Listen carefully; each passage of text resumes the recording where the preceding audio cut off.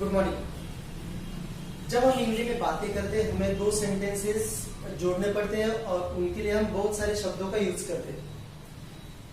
जैसे अगर एग्जांपल के साथ में कहूँ तो मैं चाय और कॉफी लेता हूँ, राहुल और सीता मार्केट जा रही है, मैं वहां नहीं आया क्योंकि मैं बीमार था, मैं क्लास में नहीं आया क्योंकि मैं बीमार था, वह मैनेजर के तौर पर वह काम करता है, फादर होने के नाते आपको वह करना चाहिए। इस तरह से अलग अलग हम हिंदी में बातें करते हैं। तो ऐसे ही जब हम बात करते हैं, ऐसे जब हम हिंदी में वर्ड यूज करते हैं तो उसे इंग्लिश में भी बोलने के लिए अलग अलग वर्ड होते हैं। तो आज हम वही वर्ड सीखने वाले हैं कि जब हम हिंदी में बात करते हैं तो किस वर्ड को इंग्लिश में किस वर्ड से बोला जाता है। तो इसकी शुरुआत करते हैं एंड से, AND, एंड, AND, एंड यानी और। राहुल और विकास मार्केट जा रहे, Rahul and Vikas are going to market.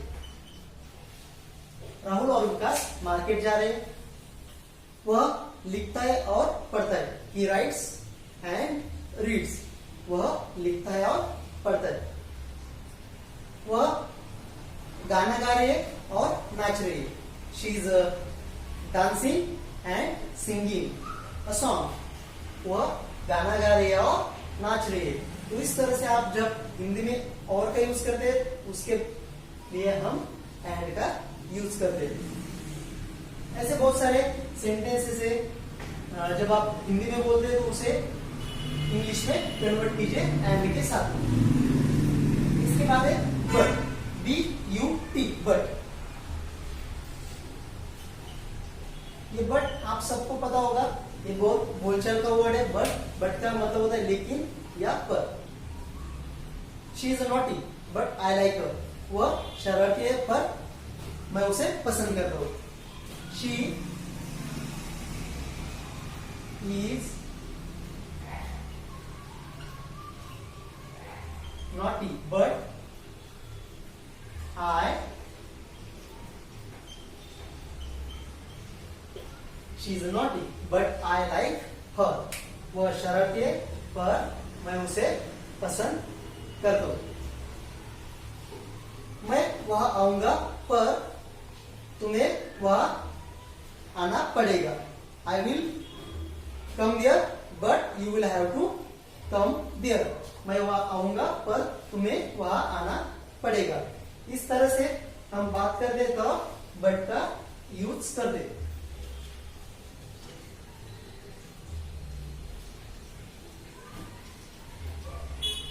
उसके बाद है बिकॉज। जब हम रीजन बताते, किसी को कारण बताते कि मैं क्लास नहीं आया क्योंकि मैं बीमार था, मैं काम पे नहीं गया क्योंकि मुझे काम था। इस तरह से आप जब बात करते हैं तब हम यूज करते हैं बिकॉज, BEAC, बिकॉज, क्योंकि। और इसी के साथ में और दो वर्ड के यूज होते हैं, सिंस और एज का, वो भी मैं यहाँ पे साइड में लिख देता हूं, SINCE, सिंस और एज, बिकॉज, सिंस, एज, क्योंकि। मैं नहीं आया क्योंकि मैं बीमार था, I did not come there because I was ill, मैं वहां नहीं आया क्योंकि मैं बीमार था, I did not come there because, क्या था, मैं बीमार था, I was ill। आप ill बोलो या फिर unwell बोलो या फिर आप sick, SICK, आप तीनों वर्ड का यूज कर सकते हो। I did not come here because I was ill। ये तो हुआ बिकॉज का। अभी सिंस और एज इसका भी मतलब है क्योंकि, पर ये जो दोनों है सिंस और एज, यह आपको सेंटेंस के शुरुआती में लगाना है। जैसे बिकॉज हमने सेंटेंस के बीच में यूज किया, I did not come there because I was ill. ऐसे हमें अगर सिंस और एज का अगर आप यूज कर रहे हो तब आपको सिंस और एज सेंटेंस के शुरुआत में यूज करना है। Example, since I was ill, so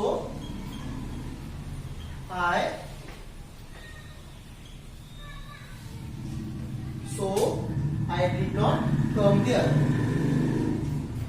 Since I was ill, so I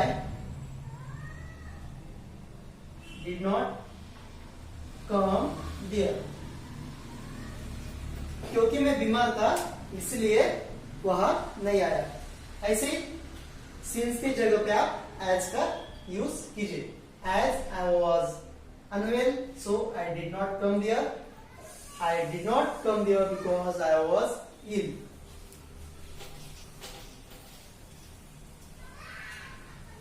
मैं मार्केट नहीं गया क्योंकि मुझे बस नहीं मिली। I did not go to market because I did not get vehicle या फिर बस। मैं मार्केट नहीं गया क्योंकि मुझे बस नहीं मिली। इस तरह से आप बिकॉज, सिंस और एज का यूज करते हैं। अब जब हम किसी से पूछते हो कि आप कैसे हो, तो वह कहता है मैं खुश हूं या फिर मैं अच्छा हूं, और वही हमें दोबारा पूछता है कि आप कैसे हो, तब हम उसे बोलते हैं कि मैं भी अच्छा हूं या फिर मैं भी खुश हूं। तो ये जो हम भी बोल रहे मैं भी, तो इस भी को इंग्लिश में ऑल्सो, TOO, एज वेल और इवन,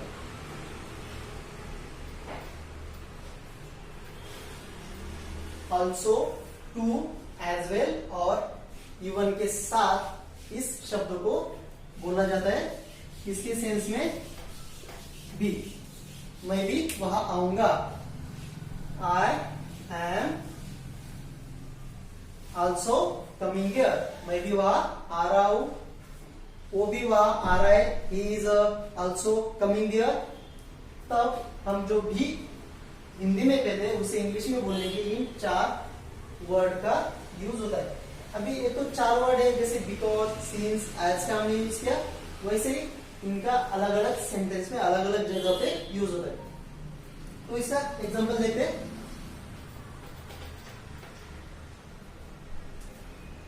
मैं खुश हूं, आई एम हैप्पी।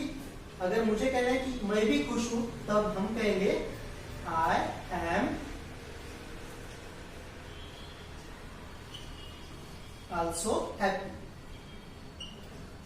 मैं भी खुश हूं। अब मैंने ऑल्सो का भी यूज किया, हेल्पिंग वर्ब एम और अपना मेन वर्ब हैप्पी।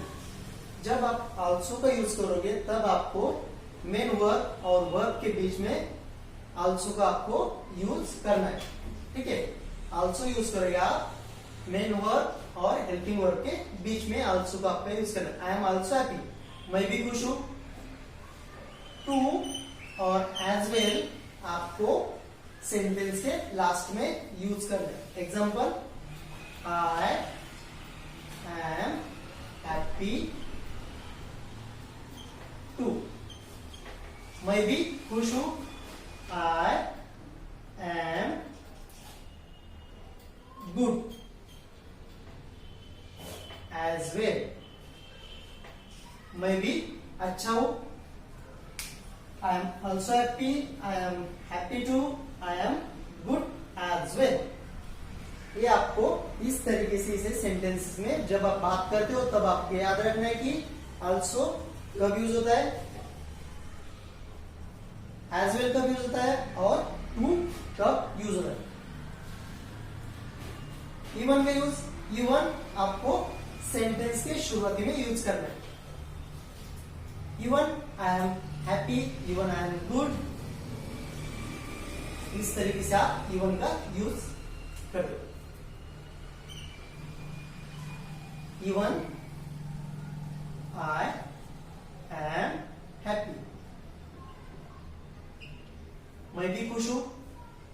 और इसमें आपको एक चीज याद रखना है, जब आप निगेटिव अगर बात करते किसी को कि मैं भी वहां नहीं आऊंगा या फिर मैं भी वहां नहीं आ रहा है, तब आपको सिर्फ इवन का यूज करना है, इवन या तो फिर आइदर का।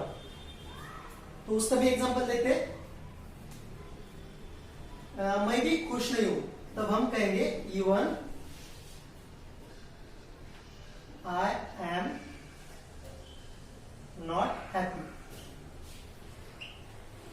मैं भी खुश नहीं हूं, तो इवन आप जब निगेटिव सेंटेंस बनाते हो या निगेटिव बातें करते हो, तब आपको सिर्फ इवन का यूज करना है या फिर आइदर का। आपको इवन का यूज करना है या फिर आइदर का आपको यूज करना है।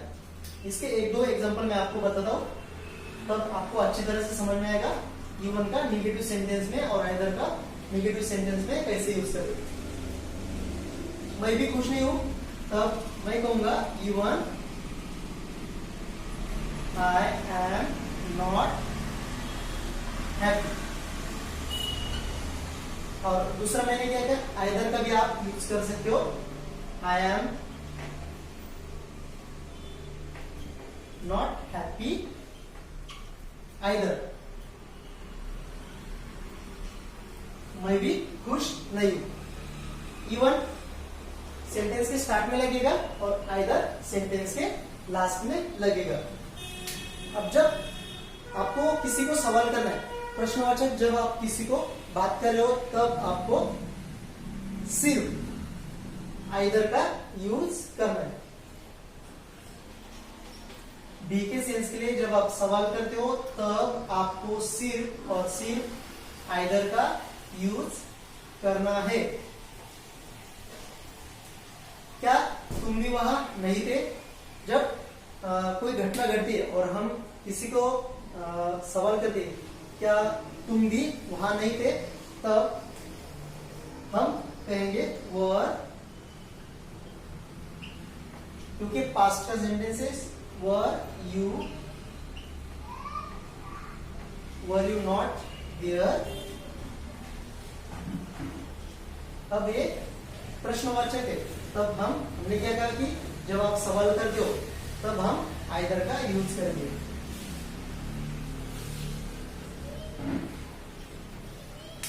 क्या तुम भी वहां नहीं थे, were you not there either, क्या तुम भी वहां नहीं थे। तब ये निगेटिव ले हम, और प्रश्नवाचक जब सवाल करते हैं, क्वेश्चन पूछते किसी को, तब हम आइदर का यूज करते हैं। कब कब करना है आपको, also, too, as well, even और आइदर का यूज, ये आपने देख लिया। नेक्स्ट है हमारा एज, यस, एज। एज का हिंदी में होता है जैसे, के नाते या फिर के तौर पर। जैसे तुम्हारी मर्जी, अगर हमने किसी से पूछा कि क्या मैं ये करूं, तब सामने वाला कहता है जैसी तुम्हारी मर्जी, जैसा तुम्हें करना है वैसा करो, बराबर। तो ये जो जैसी तुम्हारी मर्जी, जैसा वर्ड जो आता है हिंदी में, उसे इंग्लिश में कहने के लिए हमारे पास वर्ड है एज। जैसे तुम्हारी मर्जी, एज यू विश, जैसी तुम्हारी मर्जी। और दूसरा होता है के तौर पर या फिर के नाते, वह मैनेजर के तौर पर वह काम कर रहा है, he is working there as a manager in HDFC bank, वह एचडीएफसी बैंक में एज अ मैनेजर काम करता है। तब हम इसे कहेंगे he is he is working there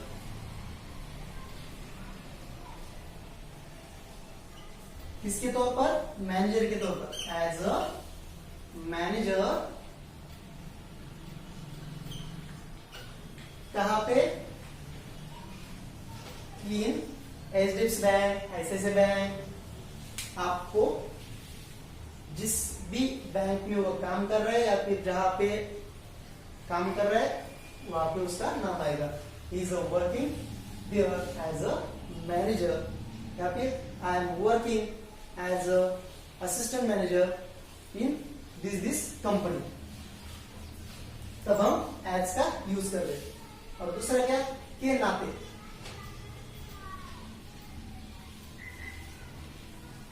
teacher होने के नाते आपको उन्हें पढ़ाना चाहिए, तब हम इसे कहेंगे as a teacher you should teach them. Teacher होने के नाते आपको उन्हें सिखाना चाहिए। As a teacher,